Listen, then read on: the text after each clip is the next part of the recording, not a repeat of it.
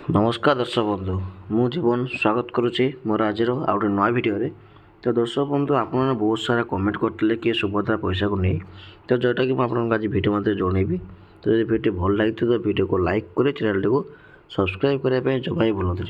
तो दर्शक बंधु आपने कमेंट करते कि सुभद्रा पैसा को नहीं कि आमर जो सुभद्रा पैसा आसाला जहाँकि 5,000 टଙ୍କା लेखा आसाला और 10,000 टଙ୍କା लेखा आसाला। ठीक अच्छे तो 5,000 कौन पाइबे और 10,000 टଙ୍କା कौन पाइबे जहाँ पूर्व भिडियो आपको कही सारी और आज मुझे आउ थे खोजी कि आपने 5,000 टଙ୍କା जो मैंने पाइबे तो से जो मानकर आगुरी माने सुभद्रा योजना ना लिस्ट कटि जाइला एवं पुनर्बार पुणी रिन्यूअल करके आपण जो लिस्ट आसाला तो से पाइबे 5,000 टଙ୍କା और 10,000 टଙ୍କା कौन पाइबे ना जो मानकर 21 वर्ष होता और नुआ कर सुभद्रा पोर्टाल से जोड़ी होती तो से पाइबे 10,000 टଙ୍କା। ठीक अच्छे किंतु मुझे कहीदे कि बहुत लोकर माने कौन होना सुभद्रा पैसा से एप्लाय करते और सुभद्रा पैसा पाई ना तो सेटा आप चेक करेंगे तो सेटा मुझे जनाऊँगी कि गोटे स्क्रीनशॉट मुझे मुझे रखी कि आप सुभद्रा केमती कौन आप जानीपारे।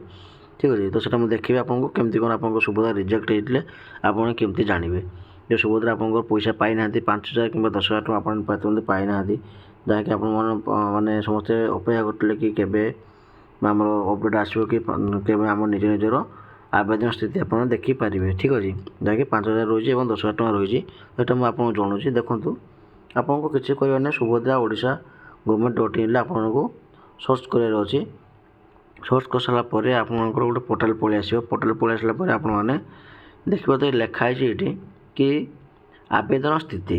ठीक अच्छे भल भाव भिडियो को देखूँ और जब भिडियो भल लगे तो भिडियो को लाइक सब्सक्राइब करने जमा भूलते भिडियो संपूर्ण भाव देखने आप जानीपारे कि मुझे केमती कौन आपको जनाऊँगी।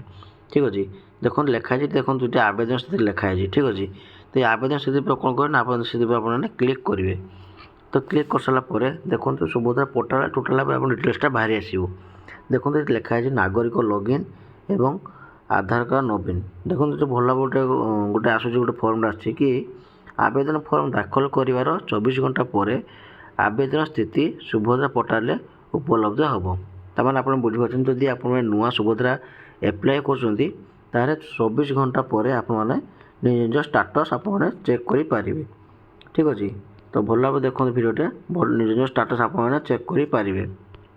तो देखो तो आप लिखाई देखो ये आधार कार्ड नंबर लिखाई। ठीक अच्छे ये आधार कार्ड नंबर देवे कि मन रखु आधार कार्ड नंबर आप देले खाली हेनी आपको आधार कार्ड सहित मोबाइल लिंक थी नंबर लिंक थी दरकार। ठीक अच्छे जो मोबाइल नंबर लिंक नथिबा आपको जो ओटीपी दिज्व जो लिखाई देखो ये ओटीपी लिखाई जो ओटीपी आप देवे तो से ओटीपीटा नहेले आप माने निज स्टाटस चेक करें ना।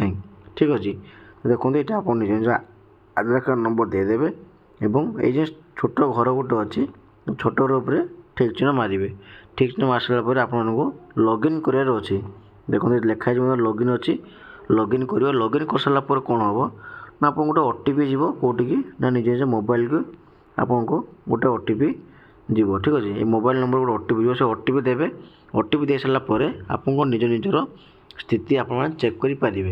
ठीक अच्छे जोटा कि बर्तमान आम गाइडलाइन अनुसार मुझे किसी देखिपार ना जहाँकि यही भिडियो मध्य मुझे पूर्व भिडियो कही सारी आप मो चैनल चेक करें।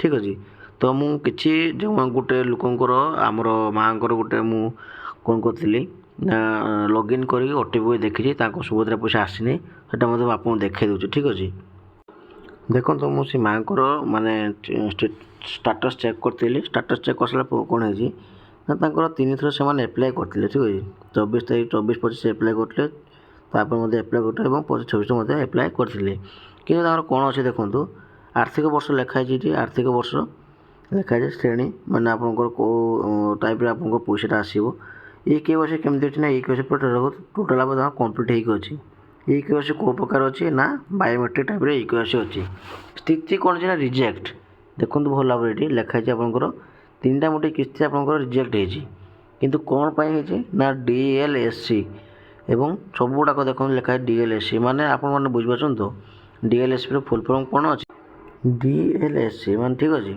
तो आप देखते कि DLSC तक मुझे कही DLSC आर फुल फॉर्म हो डिस्ट्रिक्ट लेवल ସେକ୍ସନ୍ ଲିଷ୍ଟ। ଠିକ୍ ଅଛି, ଯେଉଁମାନଙ୍କର ମାନେ ଆମର ଯେଉଁ ସୁଭଦ୍ରା ହିତାଧିକାରୀ ଯେଉଁମାନେ ଅଛନ୍ତି ତ ତାଙ୍କର ଡିଷ୍ଟ୍ରିକ୍ଟ ଲେଭେଲ୍ ସବୁ ମାନେ ଆପଣଙ୍କ ଡିଷ୍ଟ୍ରିକ୍ଟରେ ଆପଣ ଯେଉଁ ସେକ୍ସନ୍ ଲିଷ୍ଟ ବାଲା ଅଛନ୍ତି ବା ଅଧିକା ଯେଉଁମାନେ ଅଛନ୍ତି ତ ସେମାନେ ହିଁ ଆପଣଙ୍କ ସ୍ଥିତି ସେମାନେ ଯାଞ୍ଚ କରନ୍ତି। ଯାଞ୍ଚ କରିସାରିଲା ପରେ ଯାହାକି ସୁଭଦ୍ରା ସେଟା ଅପଲୋଡ଼ ହୋଇପାରେ। ତ DLSCରେ ଆପଣଙ୍କର ରିଜେକ୍ଟ ହେବା ଦୋଷରୁ ତାଙ୍କର ସୁଭଦ୍ରା ପଇସା ସେମାନେ ପାଇନାହାନ୍ତି, ଯାହାଦ୍ୱାରା କି ଆପଣଙ୍କର ତିନି ଥର ରିଜେକ୍ଟ ହେଇସାରିଛି। କିନ୍ତୁ ଠିକ୍ ଅଛି, କିନ୍ତୁ ଦେଖନ୍ତୁ ଲେଖା ଅଛି ସିଧାସଳଖ ଦେୟ ସ୍ୱତନ୍ତ୍ର ଯୋଗ୍ୟତା ସ୍ଥିତି, କିନ୍ତୁ ସବୁ କିଛି ଦେଖନ୍ତୁ ସବୁ ଆକ୍ଟିଭ୍ ହେଇକି ଅଛି।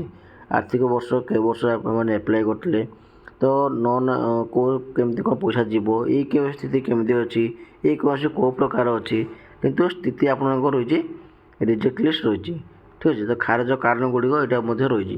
ତ ଆପଣମାନେ ବି ନିଜ ଷ୍ଟାଟସ୍ ଆପଣ ଚେକ୍ କରନ୍ତୁ ଏବଂ ରିଜେକ୍ଟ କ'ଣ ପାଇଁ ହେଇଛି ସେଟା ମଧ୍ୟ ମୁଁ ଆପଣଙ୍କୁ ଜଣାଇଦେଲି।